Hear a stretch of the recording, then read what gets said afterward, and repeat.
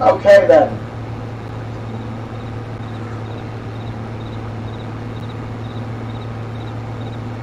That worked out nicely. Real nice.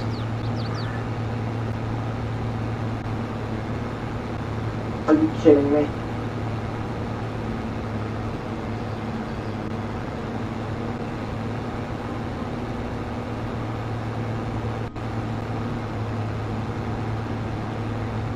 Okay, we're back. As I was saying before it rudely disconnected, my whole point being is that, look, Aquara had a sack in that game. Why was he coming off the field? Same thing with Bruce Irvin. What I need primarily is a couple of things. I need counter punches from Aaron Glenn. I need disguises. I need tweaks and twists in this defense in order to win these last couple of games. I will tell you right here, right now, I firmly believe your offense is going to have to carry the day.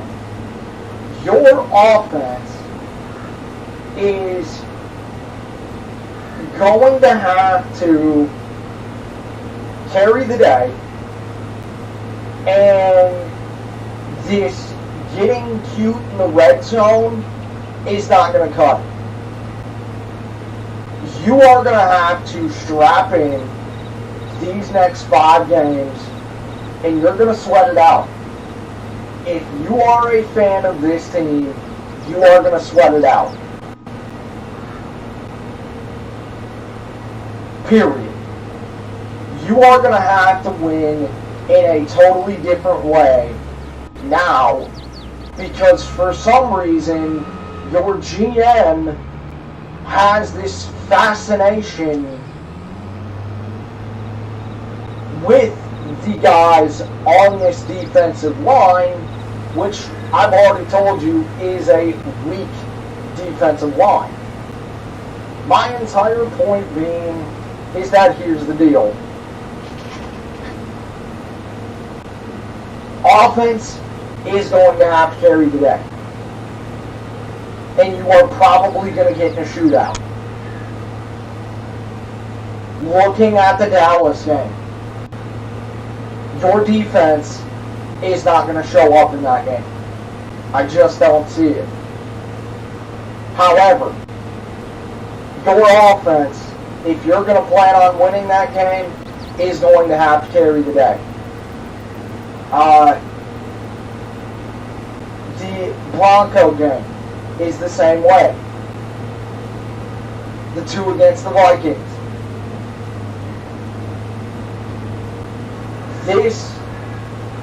Well, first of all, let me go down the entire list of people that are going to have to step up. Starting with your offensive line. I understand the offensive line is banged up, and on top of that, you may be going into Chicago without Frank Ragnow. And I truly think, and I know some people don't want to hear it quite yet, but I'll tell you right here, right now, in the 24 draft, oh, hell yes, I'm looking at offensive line and defensive line. Period. On top of that, I'm also going to be looking at a couple of things regarding this offensive line. I believe this is going to be the 9th combination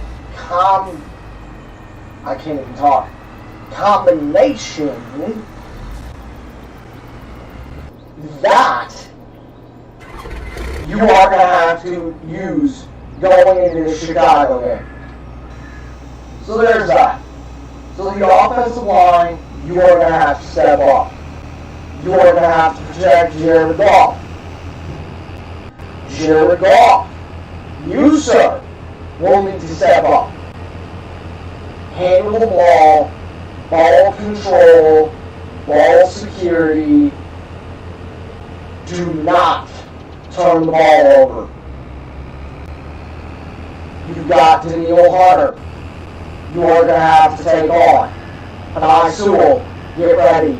You're going to be taking on Daniil Hunter. Michael Parsons.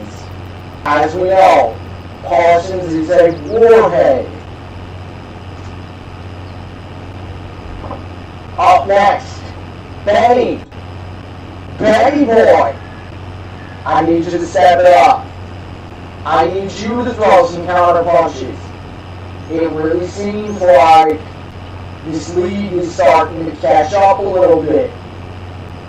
You need to throw some counter punches. No, I don't want to see you get cute in the red zone. Score points.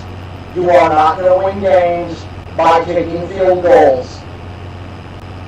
Dan Campbell, you're up next, my dude. I need you to be Dan. If you see a spot where you know without a doubt, keyword, without a doubt, you can go for it and you can get that first down, do it, man. I need conservative Dan. I need every ounce of Dan Campbell for these next 5 games. That's how dire this situation is. Let me give you a comp as to what Aleem McNeil is to this defense. He is the linchpin. Too many people believe it's Aiden Hutchinson. Wrong. Aleem McNeil is the linchpin to this defense. He is like Chris Jones with Kansas City, Jeffrey Simmons with the Titans, Aaron Donald with the Rams. I can go all day. The entire point is that now the situation is dire. Up next, AG. What do, baby? I need you to step up. Now, I understand there's tons of rumors out there. I'm not the one who's going to be in the rumors game. If there's something juicy that comes up, we'll talk about it. The whole point being, AG, disguises, tweaks, twists. I need this defense all over the field. Hey, by the way, you want to know why your secondary blows right now? It's because of your defensive line. You can have bums in your secondary, and as long as you have a great defensive line, you can win games. But when both are bad, guys, you're not going to win games. Aiden, you got to do me a favor, Bob. I know you love Michigan. I know you're the star of the show. I understand all of it. But this isn't happy action fun time. Friends, go. No, I need you to step up and do your job. I love the motor on this kid. I love how relentless this kid is. But I'm tired of hearing how relentless this kid is. I need Aiden to be a monster out on that field. I need Aiden to turn into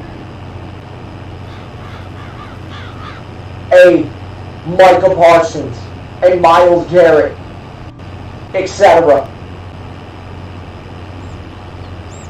Aiden, you got to step up. As I said, I'm at about an 8 right now. I am about at an 8.5, because this situation is now dire. Okay, before we get into this, before we get into two games that I'm going to talk about here in just a second, let me talk about Aiden. Look, I don't want to form the opinion that I have of this kid, but I can't help but come on here and be honest with you. You know what I'm really tired of? I'm tired of the media being lazy. I'm tired of people in this fan base being lazy. I'm tired of the fact of that every single week it seems like there's always the Twinkie in the tailpipe, the banana in the tailpipe, that little trap for Aiden to come out and talk about Michigan. Aiden, you have a job to do. Let's get after it. I'm tired of you talking. You absolutely need to get your ish together, my guy. I told you guys, well, I wasn't on here, but the whole point is that when it came to the draft, I told you straight up, if this team is at 2, I'm taking Aiden Hutchinson. The kid's relentless, he's got a motor on him, and that's the type of guy you want on your team. And that, to me, is what sold Dan Campbell and Brad Holmes on drafting this kid. The hometown kid. Now, when people start to shred Aiden, I'll be the first one here to defend him. But enough's enough, man. I'm tired of hearing about the talk. You ain't at Michigan anymore. I don't want to hear it. You've got a job to do. Go out there and do your job. This isn't college. This isn't happy action fun time where we get to just whistle by the graveyard and Aiden is just this great player. He's a good player. He's not great. And I don't want Aiden to turn into that. I want Aiden to be elite. I want Aiden to live up to the title that was given to him day one. And that being the hometown savior. The hometown kid coming back home to save the pro team. I want Aiden to live up to that. So hell yes, when I listen to Aiden talk about Michigan and talk about Michigan, Iowa, or talk about Michigan getting in the college football playoff, enough's enough, man. I don't want to hear it.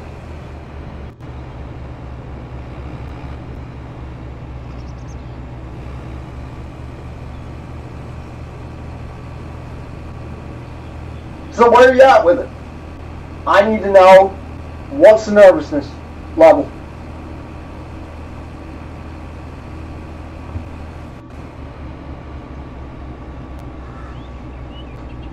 So, a couple other notes for you.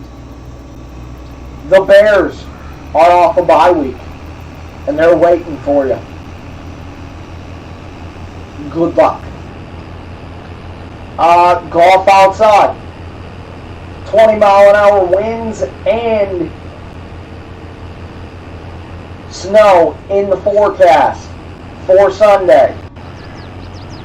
You don't want to take a look at those numbers.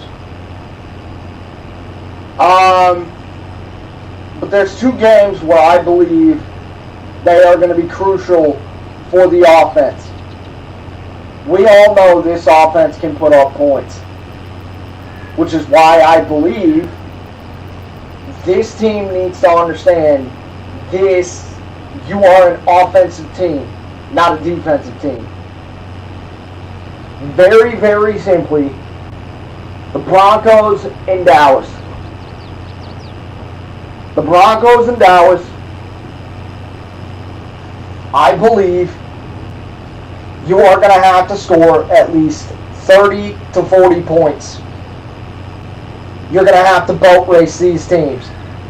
Dallas does not lose at home. I'm going to give you a little stat, though, that I think can help your case as far as possibly winning that game. The whole point being, I believe you're going to have to score 40 against them. Then 30 or 40 against the Broncos.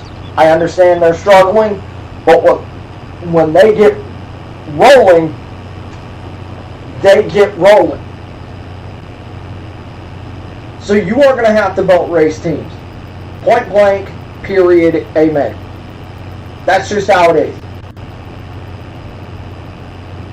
So, with that said, I believe in those two games, you're looking at 80 points total. That's a hell of a lot of points, man. And that is worrisome at best. The whole point being, as I said before, the offense is going to have to carry the day. That's just how it is.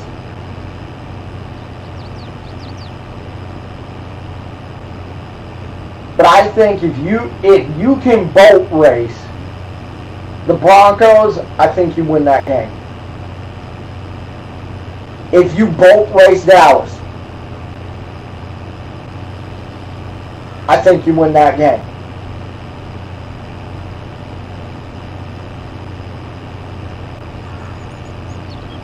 But you are going to have to switch. Or not switch, but you are going to have to understand you're an offensive team, not a defensive team. And I went through the list of people I need to step up. I need to see step up these next 5 games. If you want to have any success and you want to win a home playoff game and you want to get after the playoffs, you want to get into the playoffs, you want to start talking about a real conversation of the postseason, then it is very, very simple. And I mean very, very simple. This team is going to have to boat race people because of the ineptitude by this GM. And look, I love Brad Holmes. I love Brad Holmes. But I'm not going to come on here and sell you some fan-made narrative that Brad Holmes is basically the GOAT and, Brad Holmes can do no wrong. No, I am going to criticize people. You think I really want to criticize Aiden? Aiden is one of my favorite players right now in the NFL. And yes, a lot of it has to do with because of being a Lion, being who he is.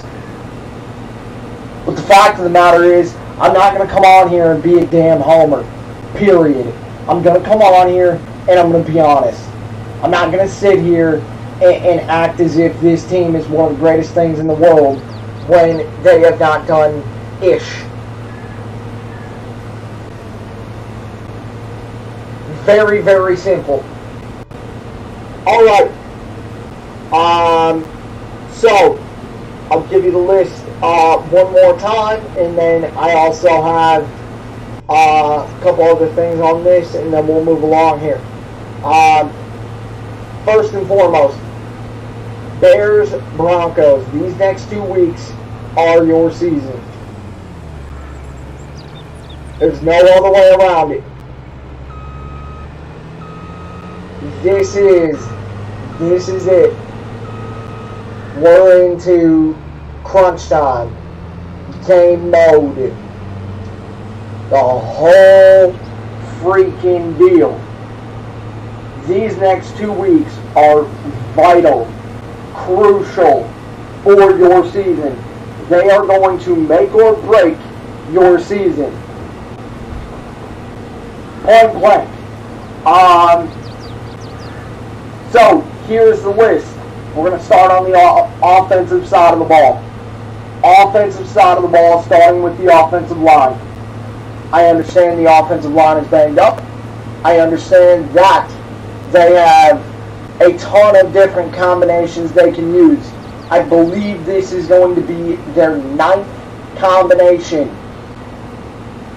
as far as the offensive line goes. Here's the deal. Offensive line. Protect Jared Goff. Give him time to get rid of the ball. And let's get after it. Make holes for the running backs. Let Sam get out in the middle of the field. Let Sam get open. Let these wide receivers get open. And let's go. But most importantly, protect Jared Goff at all costs. On top of that, Jared Goff, JG16, baby. You, sir, will need to step up. Ball security. If you have to throw the ball away, throw the ball away. Get it out of bounds. If you have to hold on to the ball, if you can get mobile, I will tell you, if Jared Goff, if that pocket collapses, and if you can move, good sir, get out of that pocket. But secure the ball at all costs. Up next, Ben Johnson, you, sir, will need to step up. Because, quite frankly, now I need to see some counter punches. I need to see flat out. I need to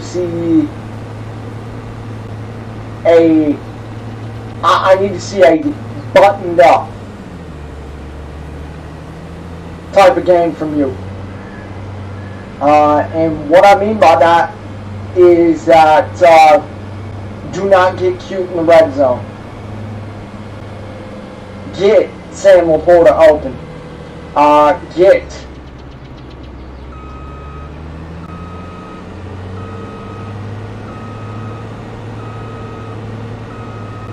Amon-Ra open. Jahmyr Gibbs open. Reynolds, etc. Get those guys open and give them a chance to get the ball.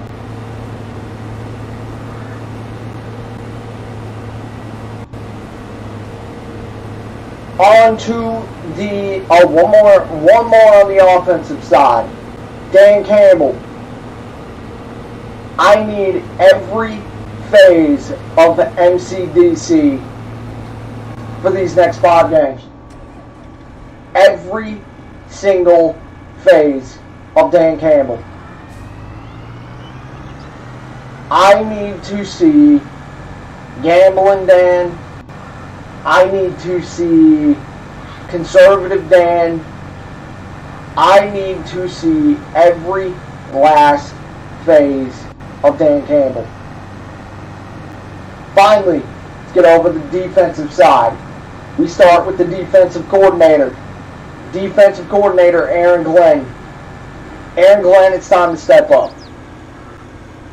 Very, very simply, here's the deal. I need counter punches. I need disguises. I need twists and tweaks. I need it all. I want to see Aaron Glenn earn his keep. With that said, Aiden, I need you to step up. I need to see relentless, get after the ball, get after the quarterback. Straight up, all of it.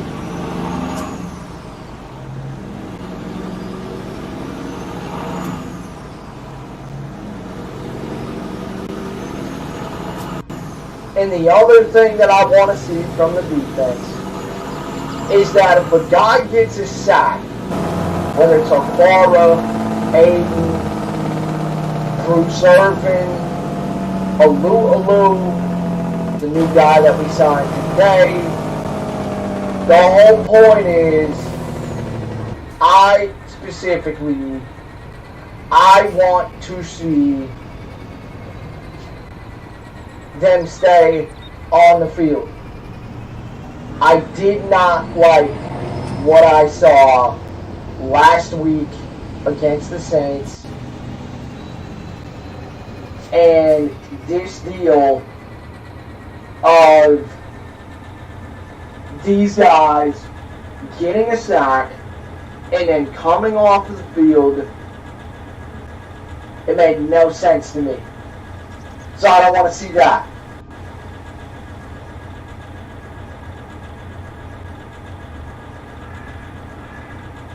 So there is your list of guys that I need to see step up.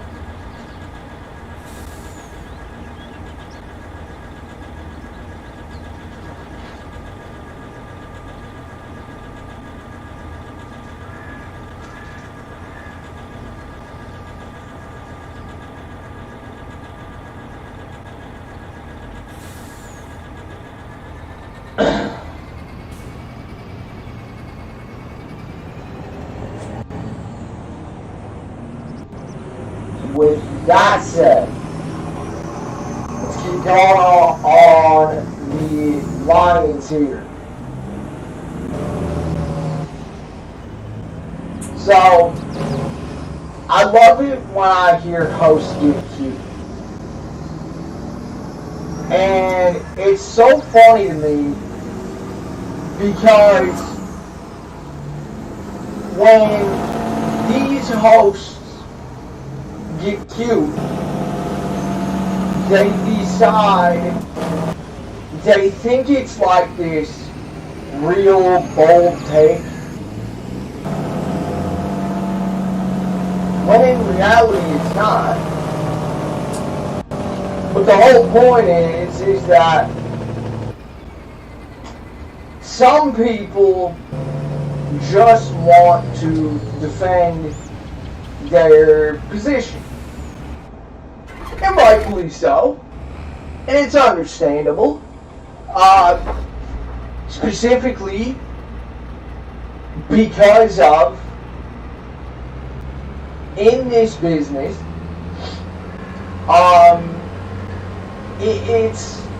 it's tough to come by. And a lot of the times, you have one of these cute takes, and then you'll either get the sycophants who just want to agree with you, or you'll get some pushback. And I don't feel bad for the guy because the guy knows what he's doing. And it's funny because I've told this gentleman before that I wish he would do this more, because then the texts and the calls tend to light up. And it's really a mix of the sycophant or just the flat out hater. And what's funny is I have two examples of this. And it's funny because it's really the reason why I love talking football. Because when I hear certain hosts get cute, people just wash by the graveyard and run with this tape and act like it is the GOAT, as the kids say. But the whole point is that very, very simply, we get to the first example. Quote, there was panic after the Packers game. But I'm here to tell you, see, 3 letters, NFL. And that's cool. I don't mind that take, because the fact of the matter is that those 3 letters have a lot to do with it. And yeah, I agree, there was a lot of panic after the Packers game. But the fact of the matter is that there was quite a bit from that game that got you to example 2. And example 2 was a national pundit saying, quote, "The Lions are frauds." Meanwhile, at that time, if you remember, there were also 8-3. So, 8-3 team is a fraud. Do you mean to tell me that a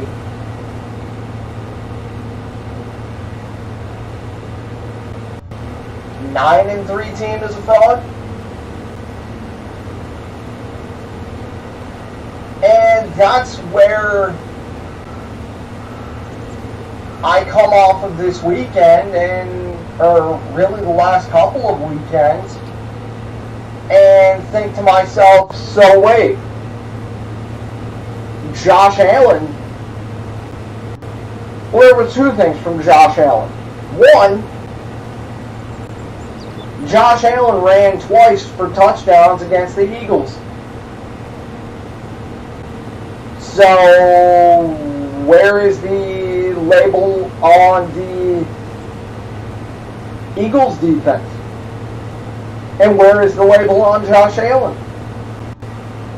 And then, of course, Josh Allen had a 8th straight game with turnover. So where is that label?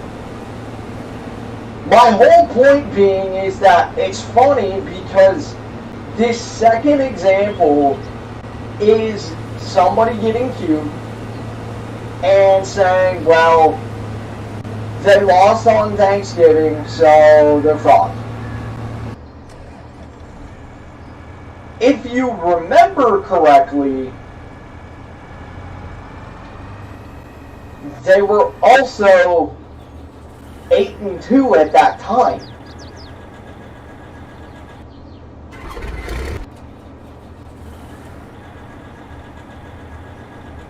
So do you mean to tell me an 8-2 team tied for the second best record in the NFL is a fraud?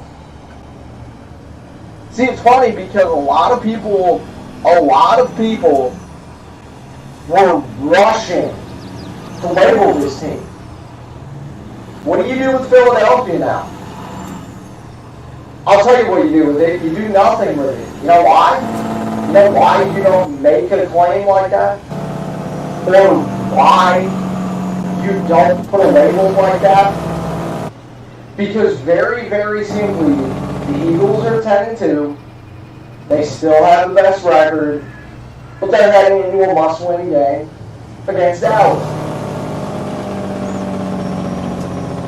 The whole point being is that teams are always going to be treated differently.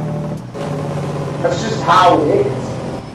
Because some people have this vendetta against this team because they're just so mad. Like, I personally know some fans who, quite frankly, hate this team and can't enjoy this season because they're not Philadelphia or San Francisco.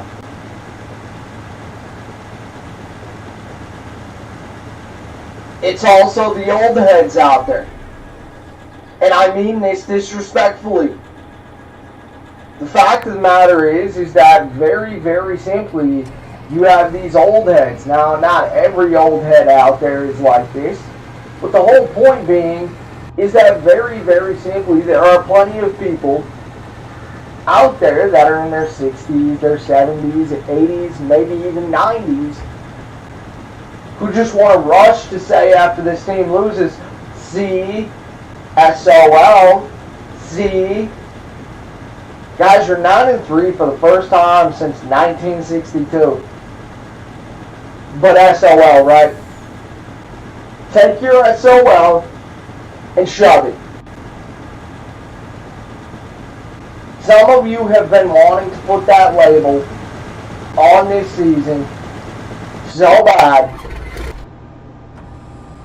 And the best part is, at every turn, all 9 of those wins, this team has proved you wrong at every single step of the way.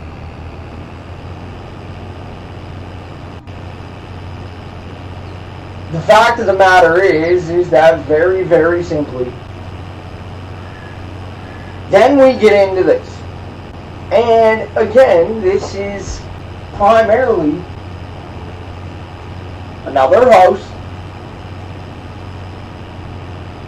dialing it up to get cute. And the fact of the matter is that cool comeback, but the fact of the matter is that a lot of the people that we look at as experts think they know everything when they don't. And so this is probably this made my day. This made my day because of the fact of that, very, very simply,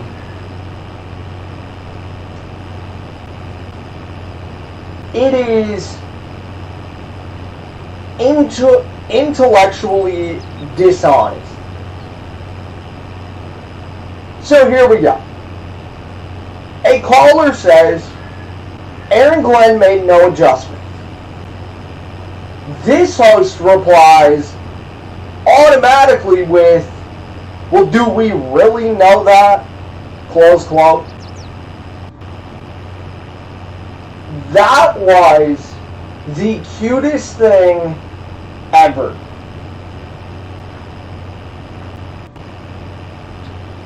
That was the cutest thing ever. Because then it was like there is this weird, like, pause where everything just got silent in the room. And guess what? The same host says, well, the defense has to get better. I know that. Close quote.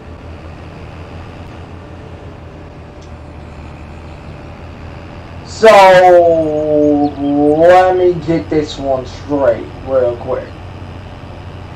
You mean to tell me that you know the defense has to get better, and you say you're watching these games? Now I understand, life gets busy. I'm living proof of it. The whole point is that you mean to tell me that very, very simply, you know the defense has to get better, except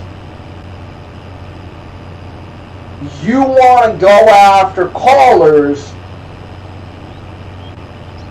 who say that Aaron Glenn made no adjustments in the game when you were already up 21-0.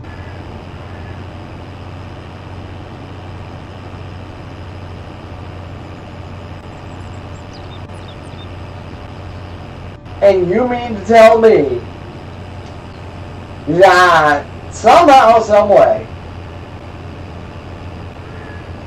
you understand that the defense has to get better, but it's all good, right? But it's all good. I can't wait to hear what this host has to say tomorrow, because I guarantee you it will be dishonest. That in itself is dishonest. Glossing over the fact of everything that happened in the Saints game. Boy, oh boy.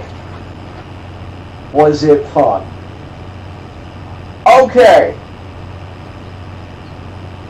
Let me give you these numbers about the Lions defense real quick.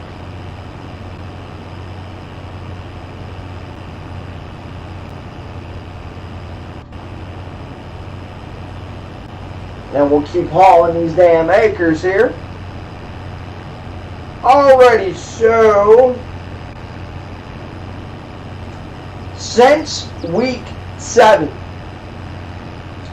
Lions pass defense ranks 31st in dropback EPA, 32nd in success rate, 28th in DVOA, 31st in passer rating of 113.3, tied for 29th in sacks, 28th in passing touchdowns allowed.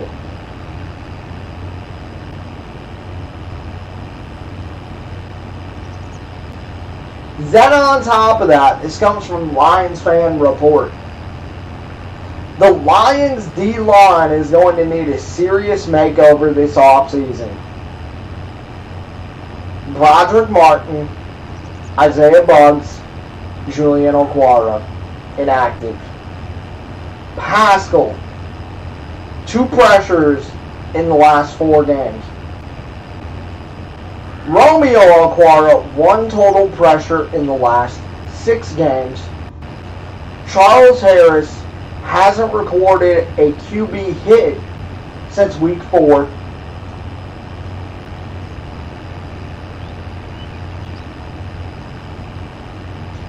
And John Kaminsky, 1 sack in 11 games.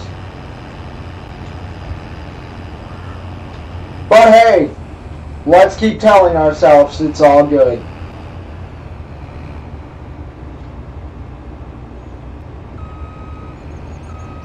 These guys are not good enough. If you ever want to win a Super Bowl, these guys are not going to be on your team.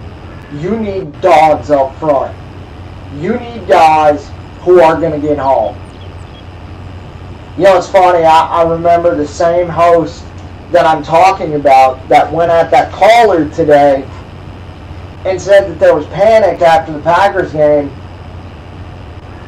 Tried to do this cute little comparison to last Super Bowl champs and said, you know, that this defense is middle of the road and that this team could win a Super Bowl. And I also want to know this. Are you happy? Are you happy with the fact of that this team could win a home playoff game and win the division?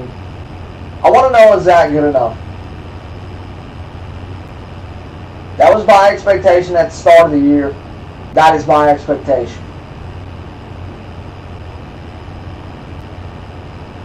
But I want to know from you guys.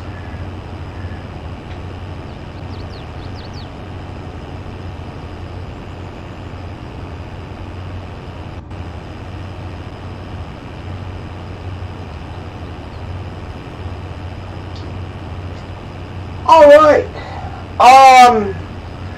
By the way, let's talk about this real quick, because I'm not going to spend much time on this. But this is quite funny to me, how everybody came out crying for FSU, including Michigan fans, including ESPN. You know, it's funny. Where were you when the skate one Michigan broke? You know, it's funny. You're reading these reports of somehow plenty of people were told not to talk about it. Oops. My whole point being is that, look, if you're a Michigan fan, you know, it's funny, a lot of these Michigan fans, they look for validation. You want validation? Go beat Bama. You've got a month to prepare. Alabama's got a month. or not even a month, but the whole point being is that very, very simply, that's a hell of a game.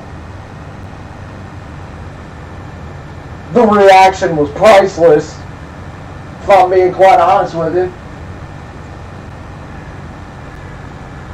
But it was great. You want to see a hell of a game? I think it's going to be a hell of a game. I really do. My whole point being, you want validation, go beat Bama. And as far as these national pundits crying for FSU, here's the deal. Where were you on the Michigan scandal? Oh wait, nowhere.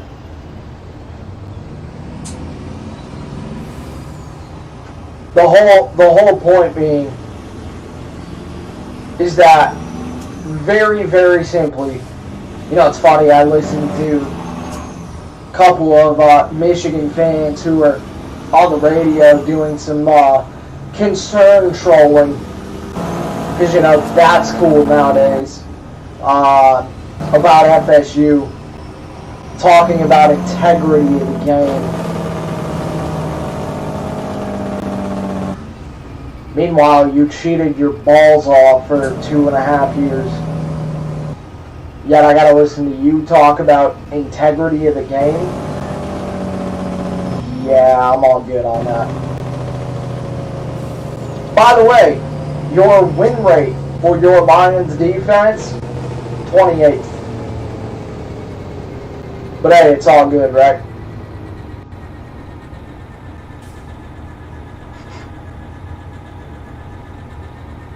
And by the way, as far as it goes for one Mike Greenberg, you know, it's funny how his producer had to talk for him. And I'll tell you this because I said it to TJ. I said the day that you have to come on here and talk for me is the day I walk. So there's that. That's all I'm going to say about that. Already asked that. I want to talk about this because maybe I'm just missing the mark here. But as I said, I work in the media. I spend a lot of time listening to other media sites, listening to other radio shows, and listening to the fact of that, very, very simply, this whole thing about Zach Wilson. And the fact of the matter is that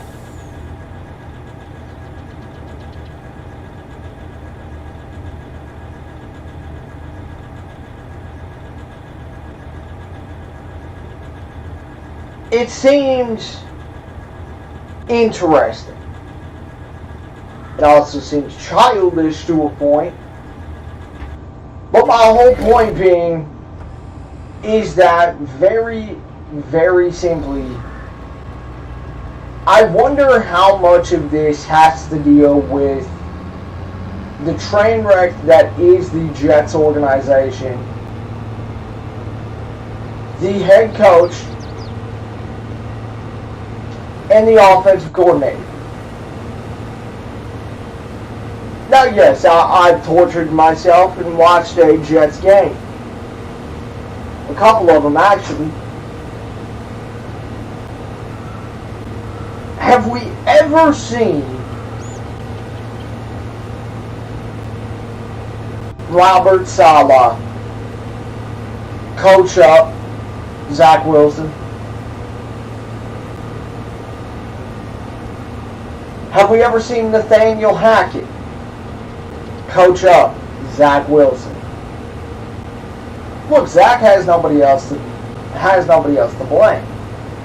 But my whole point is is that when it's a disarray in the organization and your confidence is shot and you're in a place like New York where it makes a place like this look like basically preschool,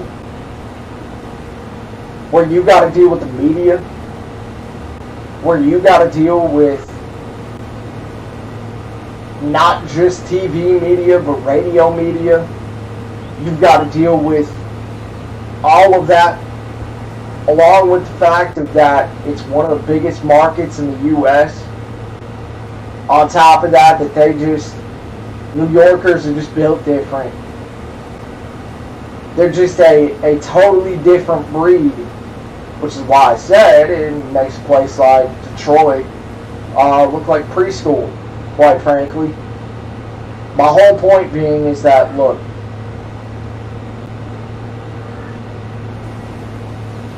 this is a make or break league.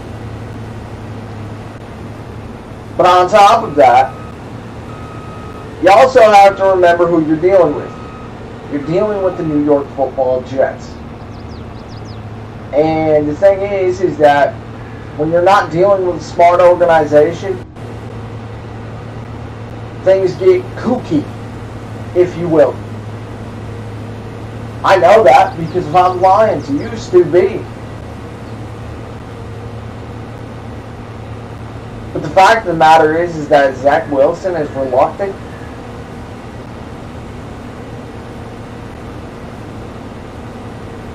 I think anybody else would be. You get benched,